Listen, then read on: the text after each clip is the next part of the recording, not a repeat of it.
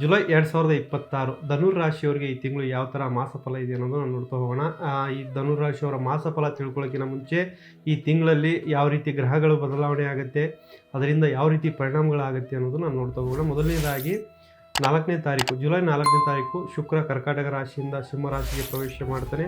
ಅಲ್ಲಿ ಆಲ್ರೆಡಿ ಕೇತು ಕೂಡ ಇದ್ದಾನೆ. ಆ ನಂತರದಲ್ಲಿ 16ನೇ ತಾರೀಕು ಸೂರ್ಯ ಮಿಥುನ ರಾಶಿಯಿಂದ ಸಿಂಹ ರಾಶಿಗೆ ಪ್ರವೇಶವನ್ನು ಮಾಡ್ತಾನೆ.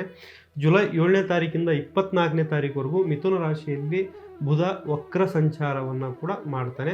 ಆ ನಂತರದಲ್ಲಿ ಜುಲೈ 27ನೇ ತಾರೀಕು ಶನಿ ಮಹಾತ್ಮರು ವಕ್ರ ಸಂಚಾರ, ಈ ವರ್ಷದ ಅಂತ್ಯದವರೆಗೂ ಶನಿ ಮಹಾತ್ಮರ ವಕ್ರ ಸಂಚಾರ ಕೂಡ ಆಗುತ್ತೆ. ಧನಸ್ಸು ರಾಶಿಯವರಿಗೆ ಇದೆಲ್ಲದರ ಪರಿಣಾಮವಾಗಿ ಧನಸ್ಸು ರಾಶಿಯವರಿಗೆ ಯಾವ ರೀತಿ ಪರಿಣಾಮ ಅಂತ ಹೇಳಿ ನೋಡ್ತಾ ಹೋಗೋಣ.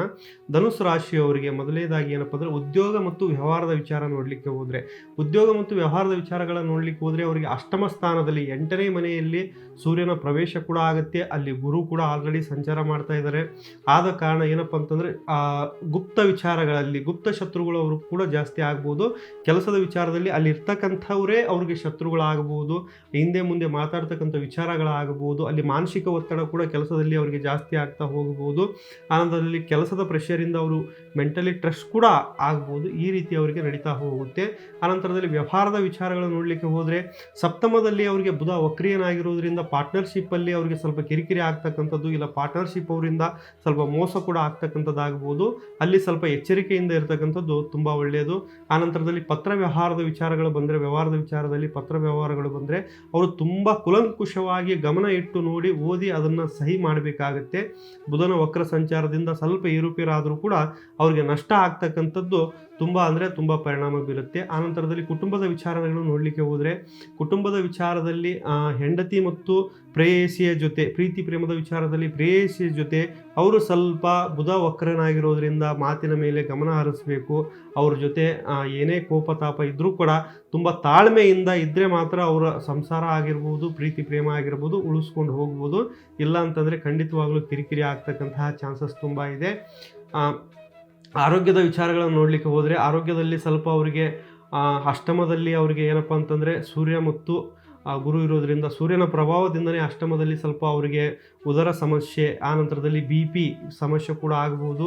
ಹೊಟ್ಟೆಗೆ ಸಂಬಂಧಪಟ್ಟ ಸಮಸ್ಯೆಗಳು ಬರ್ಬೋದು, ಇಲ್ಲ ಲಿವರಿಗೆ ಸಂಬಂಧಪಟ್ಟ ಸಮಸ್ಯೆಗಳು ಬರ್ಬೋದು. ಸ್ವಲ್ಪ ಎಚ್ಚರಿಕೆಯಿಂದ ಇರ್ತಕ್ಕಂಥದ್ದು ತುಂಬ ಅಂದರೆ ತುಂಬ ಒಳ್ಳೆಯದು. ಆನಂತರದಲ್ಲಿ 4ನೇ ಸ್ಥಾನದಲ್ಲಿ ಅವರಿಗೆ ಶನಿಯ ವಕ್ರ ಸಂಚಾರ ನಡೆಯುವುದರಿಂದ ತಾಯಿಯ ಆರೋಗ್ಯದ ಬಗ್ಗೆ ಸ್ವಲ್ಪ ಗಮನ ಹರಿಸ್ತಕ್ಕಂಥದ್ದು ಒಳ್ಳೆಯದು. ತಾಯಿಯ ಆರೋಗ್ಯದ ಬಗ್ಗೆ, ತಾಯಿಯ ಯೋಗಕ್ಷೇಮದ ಬಗ್ಗೆ ಸ್ವಲ್ಪ ಎಚ್ಚರಿಕೆಯಿಂದ ಗಮನ ಹರಿಸ್ತಕ್ಕಂಥದ್ದು ತುಂಬ ಒಳ್ಳೆಯದು. ಶಿಕ್ಷಣದ ವಿಚಾರಗಳನ್ನು ನೋಡ್ಲಿಕ್ಕೆ ಹೋದರೆ ಶಿಕ್ಷಣದಲ್ಲಿ ಉನ್ನತ ವಿದ್ಯಾಭ್ಯಾಸ ಮಾಡ್ತಕ್ಕಂಥವ್ರಿಗೆ ತುಂಬ ಅಂದರೆ ತುಂಬ ಒಳ್ಳೆಯದಿದೆ. ತಾಂತ್ರಿಕ ವಿಚಾರ, ವಿಜ್ಞಾನದ ವಿಚಾರ, ಟೆಕ್ನಿಕಲ್ ರಿಸರ್ಚ್ ಇದೆಲ್ಲದರಲ್ಲೂ ಸ್ಟಡಿ ಮಾಡ್ತಕ್ಕಂಥವ್ರಿಗೆ ತುಂಬ ಒಳ್ಳೆಯದಿದೆ. ಆನಂತರದಲ್ಲಿ ಅವರು ಭಾಗ್ಯಸ್ಥಾನದಲ್ಲಿ ಶುಕ್ರನ ಪ್ರವೇಶ ಆಗುವುದರಿಂದ ಈ ಏನಾದರೂ ವಿದೇಶ ಪ್ರಯಾಣ ಮಾಡಬೇಕು, ಇಲ್ಲ ವೀಸಾ ಪಾಸ್ಪೋರ್ಟ್ ಏನಾದರೂ ಬರಬೇಕು ಅಂತಂದರೆ ಸಹ ಅವರಿಗೆ ಸಿಗ್ತಕ್ಕಂತಹ ಚಾನ್ಸಸ್ ತುಂಬ ಇದೆ.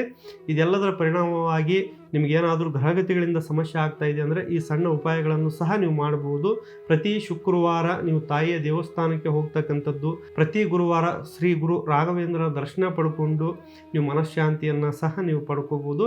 ಇನ್ನೂ ಏನಾದರೂ ನಿಮ್ಮ ವೈಯಕ್ತಿಕ ಗುಪ್ತ ವಿಚಾರಗಳಿತ್ತು ಅಂತಂದರೆ ಈ ಕೆಳಗಡೆ ಕಾಣ್ತಕ್ಕಂತಹ ನಂಬರಿಗೆ ಕರೆ ಮಾಡಿ, ಇಲ್ಲ ನೇರವಾಗಿ ಸಹ ನೀವು ಬಂದು ಭೇಟಿ ಆಗ್ಬೋದು. ಎಲ್ಲರಿಗೂ ಒಳ್ಳೆಯದಾಗಲಿ. ನಮಸ್ಕಾರ.